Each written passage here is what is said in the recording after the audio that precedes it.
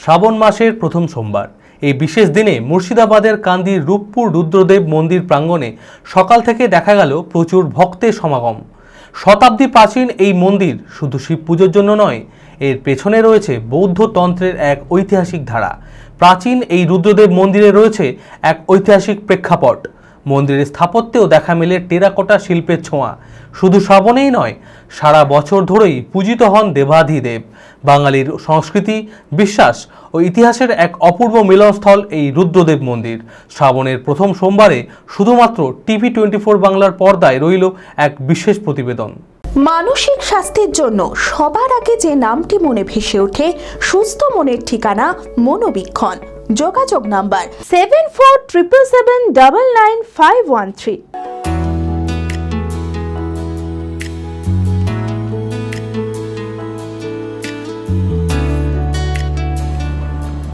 শ্রাবণের প্রথম সোমবারে শিবস্তুতির সাক্ষী রইল মুর্শিদাবাদের কান্দি থানার রূপপুর রুদ্রদেব মন্দির। প্রচুর ভক্ত সমাগমে সকাল থেকে দেখা মেলে এক অনন্য চিত্র। প্রাচীন এই রুদ্রদেব মন্দিরে রয়েছে এক ঐতিহাসিক প্রেক্ষাপট। শ্রাবণের এই দিনে বাবার মাথায় স্বতঃস্ফূর্তভাবে জল ঢালতে পেরে বেজায় খুশি শিব ভক্তেরা।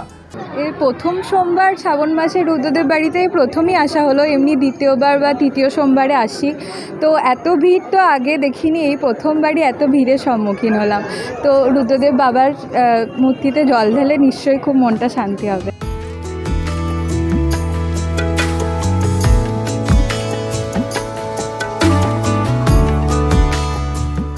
অধ্যাপক তথা ইতিহাসবিদ তাপস বন্দ্যোপাধ্যায়ের কথায় দ্বাদশ শতকে নেপাল তিব্বতের বৌদ্ধতান্ত্রিক এই অঞ্চলে আসেন। সঙ্গে করে নিয়ে আসেন এক অখর্ব বৌদ্ধ মূর্তি। ময়ূরাক্ষী নদীর ধারে একটি আশ্রম প্রতিষ্ঠা করেন তিনি। চলতে থাকে তন্ত্র সাধনা।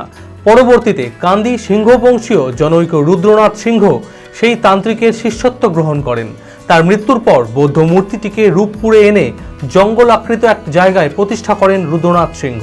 এই অখর্ব মূর্তিকে পরবর্তীতে শিব রূপে পূজিত করা হয়, যা রুদ্রদেব নামে পরিচিতি পায়। মন্দিরের পুরোহিত দেবীপ্রসাদ মুখার্জি জানান, এবছর মহিলা ভক্তদের ভিড় ছিল বেশি, তবে ভিড় আরও বাড়বে।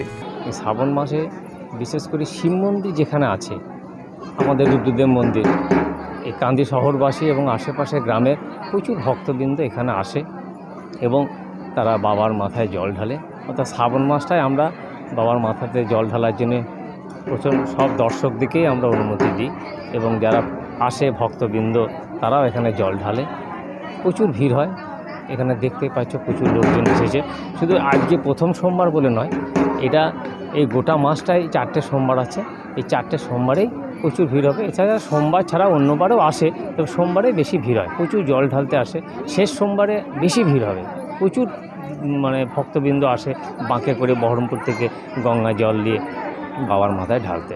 বাঁকে করে জল ঢালার ভিড়ও হয়েছে, তবে তুলনামূলকভাবে কম। আজকে তোমার এমনি জল ঢালা ভিড়, ভক্তবৃন্দ বিশেষ করে মহিলা ভক্তবৃন্দ বেশি এসেছে আজকে।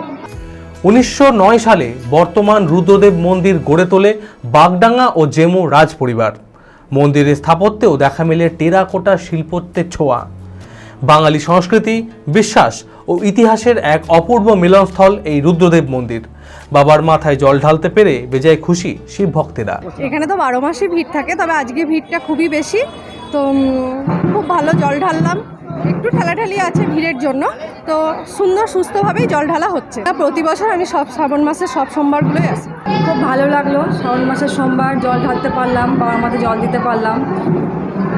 এইটাই প্রতি বছরই আমি আসি, শুধু শ্রাবণ মাসে না, শিবরাত্রি যত সব সোমবারেই আসি। আমি আমার ফেভারিট, আমার মতো আর কেউ। চঞ্চলতা তার কথায় কথায় জীবনে মিশে রঙ ভরায়, চুপি সারে মনে সে সাদে সবাইকে পাগল করে, পাগল করে। আমারই মতো আমার নিচের পতাকা। পতাকা চা, গজব কা স্বাদ।